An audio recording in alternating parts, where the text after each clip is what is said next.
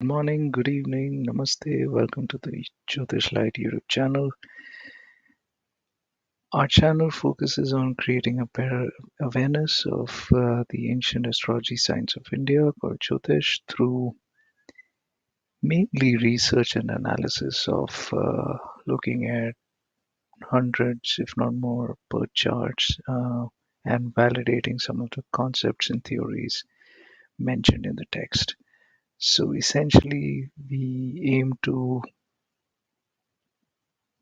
not generalize a lot in terms of theory, focusing a lot on theory or trying to come across as intellectuals.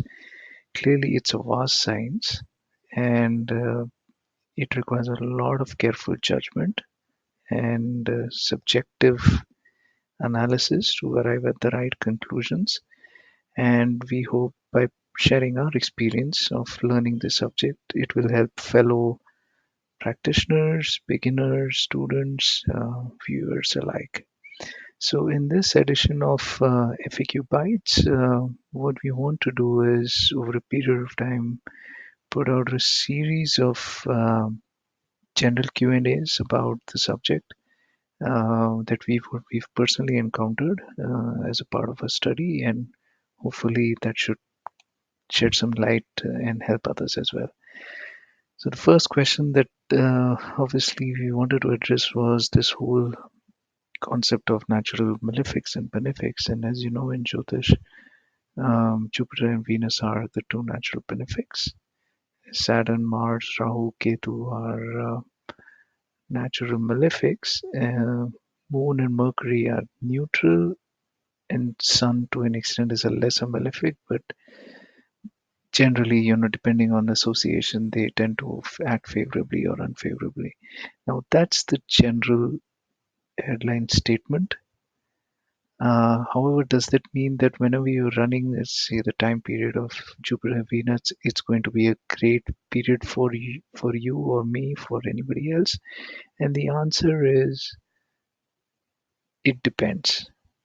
And that is where a lot of subjective understanding and past experience of looking at similar patterns in charts helps.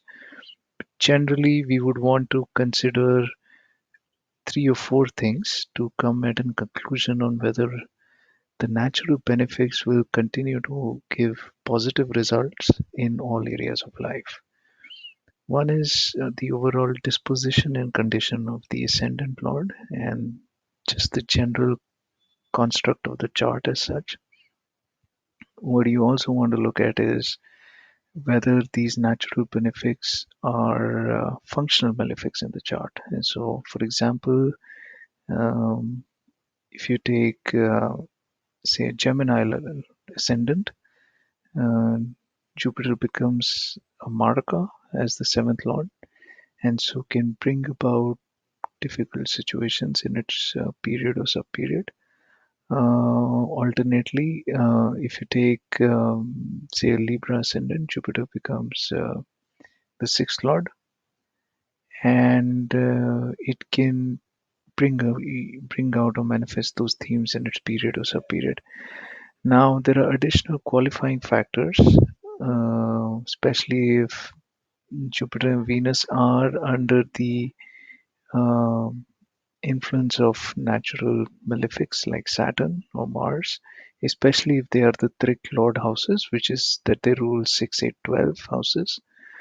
We would also want to just generally see the overall condition of Jupiter and Venus in terms of whether they are debilitated, exalted in a good friend sign, in an enemy sign. Now, it's possible, and I've seen it personally in charts where Jupiter has been exalted but has ruled a Trik house, say a sixth house, um, and has been under the influence of malefics and still brought about difficulties or challenging situations in a person's life. And same holds true for Venus as well. So, again, just to summarize, it really depends on the overall condition and construct of the chart. There is no black and white answer. If you hear